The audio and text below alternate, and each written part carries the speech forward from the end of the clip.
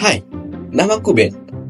Pernahkah kamu berpikir tentang keajaiban yang terjadi di dalam tubuh manusia setiap hari? Salah satu contohnya adalah sistem reproduksi. Sistem reproduksi manusia yang luar biasa. Tahukah kamu bahwa testis seorang pria dapat memproduksi sekitar 1.500 spermatozoa setiap detiknya? Sementara ovarium seorang wanita hanya memiliki sekitar 400 sel telur yang akan dilepaskan dalam seumur hidupnya. Mari kita telusuri lebih dalam mengenai bagaimana sistem reproduksi manusia bekerja dan mengungkapkan keajaiban di baliknya. Nah, kita mulai dulu dari sistem reproduksi wanita. Kita akan membahas mulai dari sel telur, di mana yang biasanya kita sebut ovarium. Di ovarium ini merupakan sel telur yang akan menghasilkan ovum. Nah, di mana ovum ini akan menjadi cikal bakal dari janin. Jadi, ovarium itu terdapat sepasang, yaitu kanan dan kiri, di mana selain ovum akan menghasilkan sel telur, ovum juga akan memproduksi hormon seksual pada wanita seperti estrogen ataupun progesteron.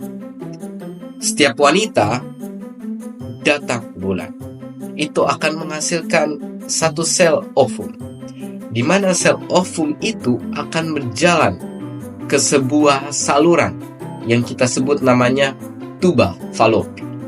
Nah, di tuba falopi ini merupakan sepasang saluran yang menghubungkan antara ovarium dan uterus ataupun rahim, di mana sel telur yang datang akan dibuahi oleh sperma.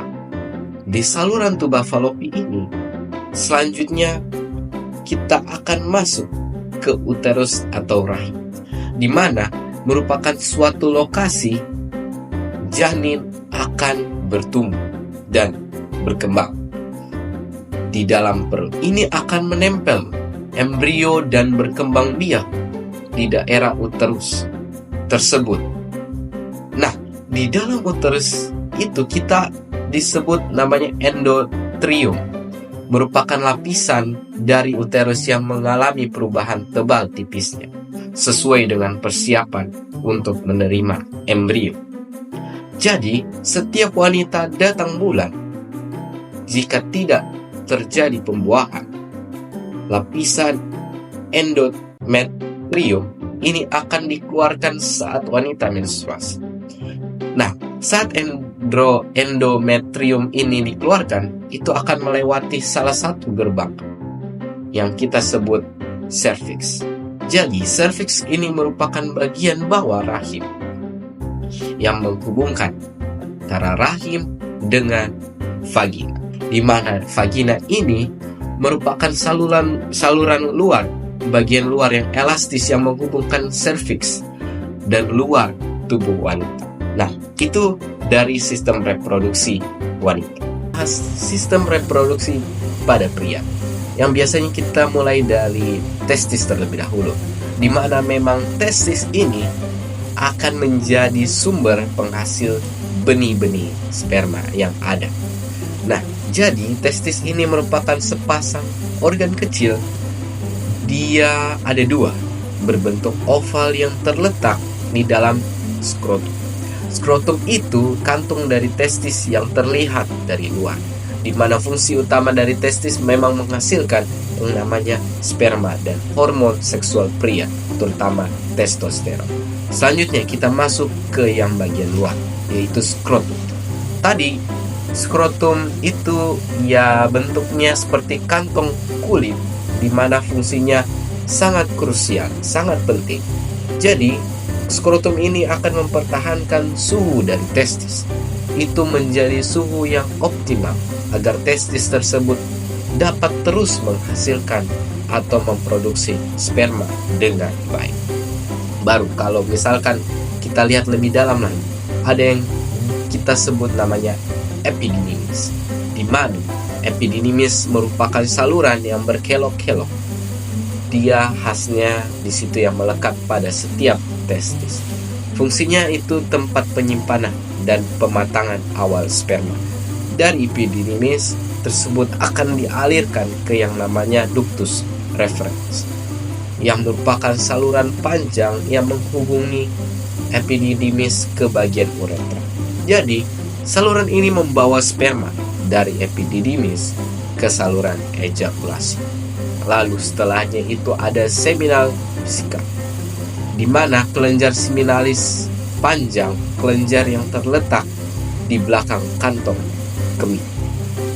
Mereka ini menghasilkan sebagian besar cairan semen yang mengandung nutrisi untuk si sperma. Jadi cairan semen ini kadang kita sebut juga cairan pre-ejakulasi.